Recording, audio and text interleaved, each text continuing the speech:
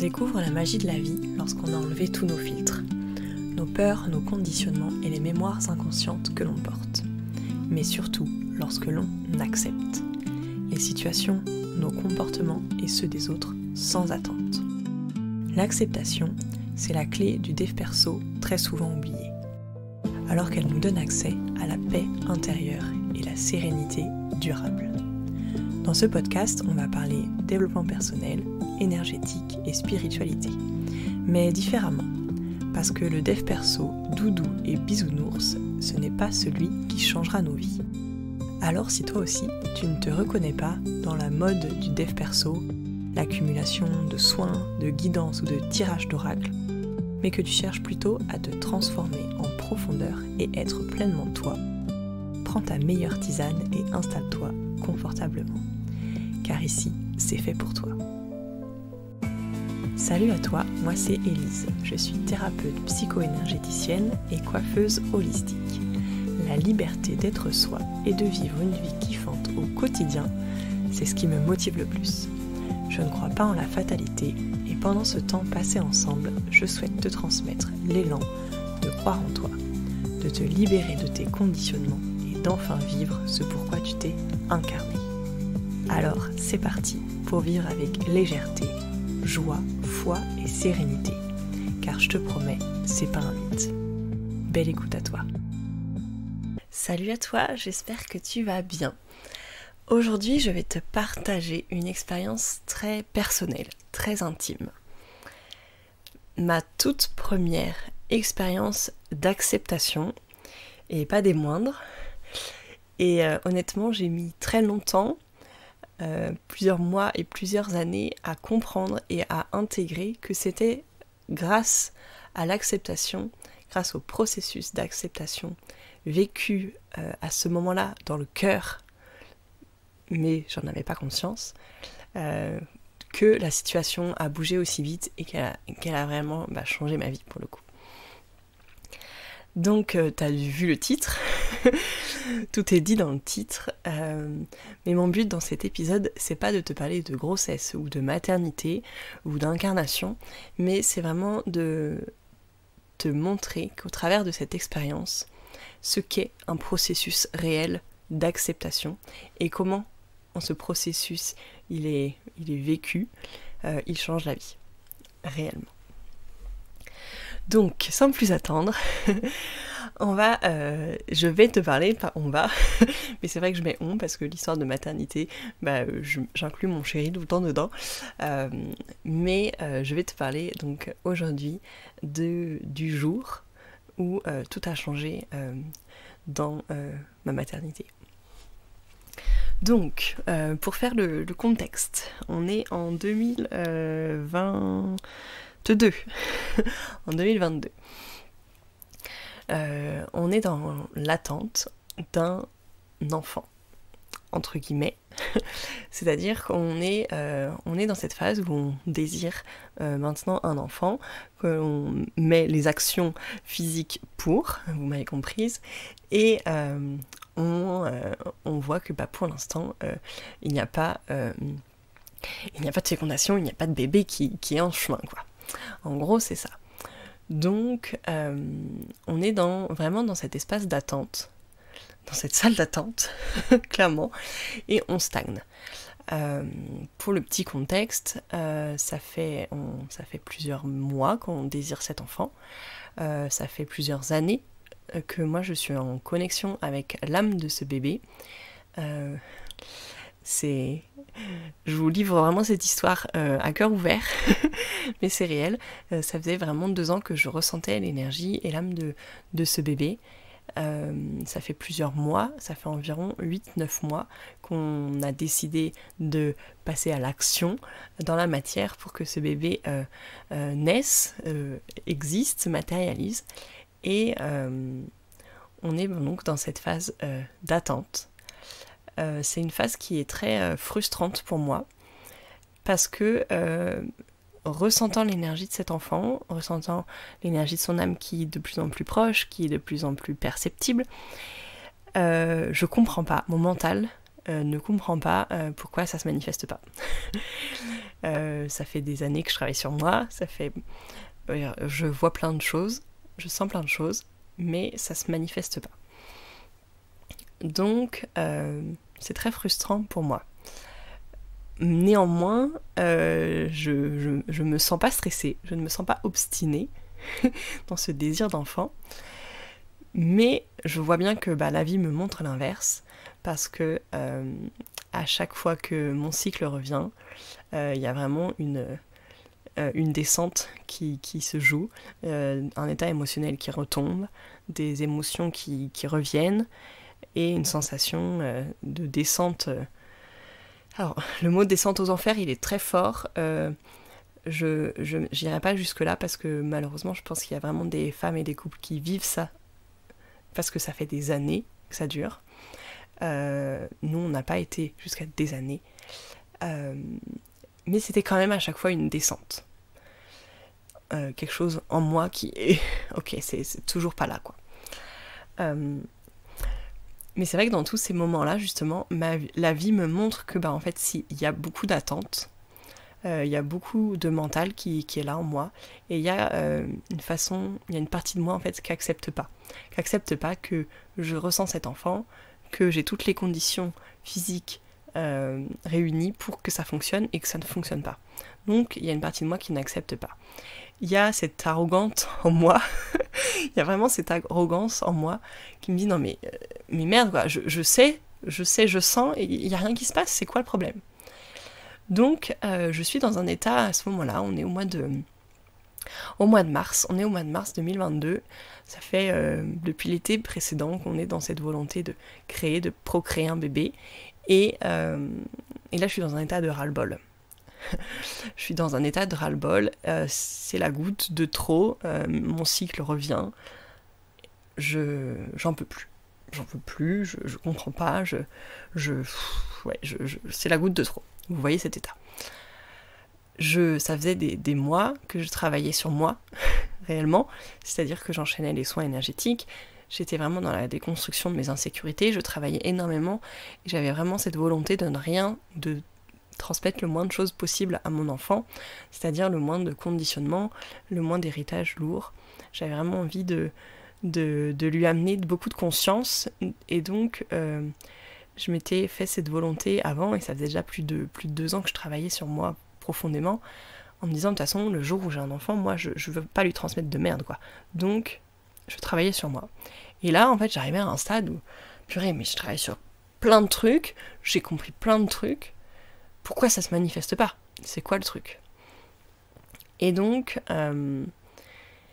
d'ailleurs, si, je voulais juste faire un aparté là-dessus très très bref, c'est que pour toutes les femmes et toutes les mamans ou futures mamans qui sont dans ce truc comme moi de je veux travailler sur moi avant d'être maman, je veux pas transmettre mes insécurités à mon enfant, je veux pas transmettre mes traumas, etc. Ok, c'est génial. Honnêtement, c'est génial parce que ça fait de vous déjà des femmes très éveillées, ça fera de vous des mères plus éveillées, et ça permettra à des enfants beaucoup plus éveillés, beaucoup plus conscients de s'incarner sur Terre. Donc c'est génial. Mais gardez aussi en tête que votre enfant, il va vous choisir pour la personne que vous êtes, et il va aussi vous choisir en fonction de ce qu'il a lui aussi à travailler dans sa vie. Parce que votre enfant, il va aussi s'incarner pour apprendre, pour travailler, pour grandir intérieurement en tant qu'âme. Donc, vous êtes la femme parfaite, vous êtes la mère parfaite pour votre enfant. Vous n'avez pas à être une version de vous géniale, parfaite, merveilleuse pour être mère. Ok? L'aparté est terminée. Donc, j'étais dans ce ras-le-bol et je voyais autour de moi qu'en fait, tout le monde désirait cet enfant arriver. C'est-à-dire que mon chéri, bien entendu, et aussi ma famille, mes beaux-parents, ils étaient dans cette attente un petit peu. Alors j'ai eu la chance, et on a eu la chance de ne pas avoir de pression énormissime. Malheureusement, je sais que c'est pas le cas pour tout le monde. On n'était pas assaillis de questions à chaque fois qu'on voyait mes parents ou mes beaux-parents, loin de là. Mais je sentais qu'ils étaient aussi dans ce désir d'être grands-parents et de voir naître, de voir arriver cet enfant. Pourquoi aussi? c'est que on cochait toutes les cases. D'un point de vue extérieur, d'un point de vue de la société française en tout cas, on cochait toutes les cases pour être parents. Ça faisait 10 ans qu'on était ensemble, on avait une maison, on était propriétaire, on venait d'acheter. En gros, on avait un travail plus ou moins stable. Mon mec, en tout cas, avait un travail stable. Donc, en gros, il n'y avait plus d'excuses pour pas avoir d'enfant, quoi. Et en fait, à ce moment-là, j'ai dit stop.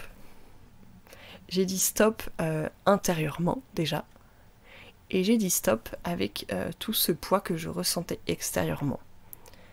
Du fait que c'était un peu la route tout tracée, c'était normal d'être parent en ce moment, c'était ce que la société aussi conditionne énormément. J'ai fait un ras-le-bol le plus complet de ça. Et donc, ce qui s'est passé à ce moment-là, c'est que, en disant stop, c'est comme si un peu je sortais de ma rêverie, c'est-à-dire je sortais de mon mental qui prenait toute la place, et je prenais du recul sur ma vie. Et j'ai eu une vision, j'ai eu une prise de conscience énorme à ce moment-là, qui m'a permis d'avancer justement dans ce processus d'acceptation. Ce qui m'est arrivé, c'est que je me suis dit, mais en fait, c'est quoi le problème si cet enfant, il n'arrive que dans 6 mois, il n'arrive que dans 1 an, il n'arrive que dans 1 an, que dans 5 ans par exemple, pardon. C'est quoi le vrai problème? Si cet enfant, il arrive dans 1 an, je l'aimerais moins parce qu'il arrive que dans 1 an. Je veux dire, ça n'a plus de sens en fait, ça n'a aucun sens. C'est pas de l'amour en fait ça. Si j'ai besoin qu'il arrive tout de suite maintenant, c'est pas du tout de l'amour. Je fais pas cet enfant dans l'amour véritable, c'est juste là dans un besoin, dans une dépendance. C'est-à-dire qu'en fait, je n'existerai qu'à travers lui. Donc c'est pas du tout ça que je veux en fait. Donc cette prise de conscience là qui m'arrive à ce moment-là me fait justement me sortir de ce marasme mental et me fait revenir à la réalité. Ok, mais en fait, cet enfant il a son timing, la vie elle a son timing, mon corps il a son timing. Et si cet enfant il arrive que dans 6 mois, dans 1 an, dans 2 ans, dans 3 ans, en fait je serais hyper heureuse dans tous les cas d'être maman, de l'accueillir. Et ça n'enlèvera en rien l'amour que j'ai pour cet enfant. Oui, mon désir mental voudrait qu'il arrive maintenant, mais ce n'est qu'un désir mental. Et donc, à ce moment-là, il y a quelque chose en moi qui se passe, il y a un switch énorme qui se passe en moi, et je dis à mon chéri, déjà je me dis à moi-même, mais là où ça va plus fort, et c'est là où ça marque vraiment encore plus le processus d'acceptation, c'est que je dis à mon chéri, après une nuit complète à encaisser le truc en moi, je dis à mon chéri, je ne veux plus d'enfants. Je ne veux pas d'enfants maintenant. Je ne veux pas en fait concevoir un enfant pour les mauvaises raisons. Je ne veux pas un enfant parce que c'est la suite logique, parce que c'est la pression sociétale et familiale, parce qu'en fait mon mental a décidé que c'était maintenant et pas autrement, et donc mon mental doit gagner. Non, c'est pas ça que je veux. Moi je veux fonder une famille avec mon chéri, mais je veux fonder une famille dans l'amour en fait, et dans l'acceptation du timing de la vie, du timing de notre enfant, etc., etc. Donc je dis à mon chéri, je ne veux pas d'enfants, je ne veux plus d'enfants. Honnêtement, ça a été hyper violent pour lui de l'entendre. Ça a été énormément challengeant pour moi de lui dire. Parce que dans le contexte, mon chéri, ça fait 10 ans qu'on est ensemble, on s'est toujours dit qu'on serait parents, il a toujours eu ce désir d'être père. Et donc là, de lui regarder dans les yeux et de lui dire je ne veux pas d'enfant, il y a un truc qui s'est éteint en lui en fait. Je savais que ça allait le toucher, je savais que ça allait le bousculer énormément, mais au fond de moi, j'avais ce besoin irréversible de lui dire ça, je ne veux pas ça. C'est pas comme ça que je veux un enfant. Je devais le verbaliser en fait. Et maintenant je prends conscience de pourquoi j'ai dû le verbaliser. En fait, à ce moment-là, en le verbalisant, j'ai accepté. Pourquoi j'ai accepté ? En fait, à ce moment-là, j'ai accepté de baisser les armes et de lâcher les attentes mentales. J'ai aussi accepté de ne pas plaire aux attentes des autres. J'ai accepté de décevoir mon chéri. J'ai accepté peut-être qu'il me juge, qu'il me rejette. J'ai accepté de ne plus faire en fonction de l'extérieur, mais de faire en fonction de moi. Parce que mon désir d'enfant, c'était un désir du cœur, c'était un désir de vie, c'était pas une obligation. C'était pas une obligation sociétale comme ça pouvait l'être dans des générations précédentes. J'étais pas obligée d'avoir un enfant pour exister. Malheureusement, il y a énormément de femmes et de couples qui veulent un enfant parce que c'est pour eux leur seule raison d'être sur Terre. Mais c'est pas, si c'est ça ta raison, c'est pas la bonne raison. Moi, je voulais un enfant juste parce que j'avais l'immense envie d'expérimenter la maternité et j'avais envie de vivre cet élan d'amour, mais c'était tout. C'était déjà énorme, mais c'était tout. Et à ce moment-là, dans ce laps de temps-là où j'ai dit ça à mon chéri, en le verbalisant, et ben j'ai lâché tout ça et j'ai acté dans la matière que j'étais prête à avoir cet enfant pour les bonnes raisons. Et comme je te le dis dans le titre, ce qui s'est passé à ce moment-là, en lâchant les attentes, en baissant les armes, eh ben, on a repris le cours de notre vie d'une autre manière, d'une manière beaucoup plus légère, parce qu'il n'y avait pas d'attente. Et la vie a fait que je suis tombée enceinte le mois qui a suivi. Alors qu'on n'y pensait plus, alors qu'on n'y mettait pas du tout toutes nos attentes, nos convictions mentales. Au contraire, en fait, on avait complètement lâché. On était juste revenus et on s'est dit, ok, oui, c'est vrai que si cet enfant il arrive dans 6 mois, bah en fait, on l'aimera de la même manière. Donc, on a juste vécu. On a laissé la vie nous guider et je suis tombée enceinte la fin du mois suivant. Et même à ce moment-là, pour l'anecdote, même à ce moment-là, je n'ai pas laissé mon mental prendre le dessus.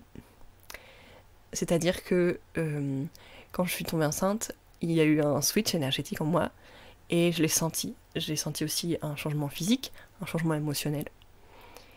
Mais en fait, je voulais attendre que mon corps valide naturellement le fait que je sois enceinte. Donc c'est-à-dire que je voulais attendre le retour de mon cycle suivant. Parce que je voulais pas que mon mental prenne le pas et crée des faux symptômes. Parce que c'est possible. Parce que c'était possible. Parce que c'était ce que j'avais vécu avant. J'avais déjà cru être enceinte. Parce que mon mental, tellement je le voulais, il avait créé des faux symptômes de grossesse. Et là, je voulais pas ça. Donc j'ai laissé passer plus d'1 mois parce que je voulais être sûre que mon cycle était en retard et je voulais juste aussi profiter et ressentir ce qui se passait sans analyser, sans imaginer, sans projeter par le mental, juste ressentir dans le corps ce qui se passait en moi. Et donc après on a su qu'on attendait un enfant, qu'on était enceinte et bref, c'est la suite de l'histoire. Mais le processus d'acceptation, il a été jusque-là, c'est-à-dire que j'avais tellement lâché sur le désir d'être maman et de créer cet enfant, que même quand je le ressentis dans le corps, je n'ai pas écouté le mental qui voulait savoir, qui voulait confirmer. En fait, le mental, il avait plus sa place, parce qu'en fait, j'attendais plus rien de lui. J'ai juste accepté ce que le corps me faisait vivre. Donc pourquoi je te partage ça aujourd'hui, c'est que cet été, j'ai avancé énormément sur l'acceptation, sur ce processus d'acceptation, et j'ai pris conscience qu'en fait j'avais déjà vécu la plus grosse acceptation de ma vie au travers de ça, à travers de cette histoire, de cette expérience que j'ai vécue il y a 2 ans maintenant. À ce moment-là, j'avais pas du tout conscience que c'était de l'acceptation. Mais je l'avais déjà vécu en fait. Et donc cet été, quand j'ai découvert, quand j'ai approfondi cette thématique, et quand j'ai vu en fait qu'elle pouvait réellement changer toute ma vie, et ben, j'ai découvert qu'en fait elle avait déjà changé toute ma vie. J'ai remis énormément de conscience et je trouve que c'est un exemple très parlant. Donc voilà pourquoi je voulais te le partager aujourd'hui.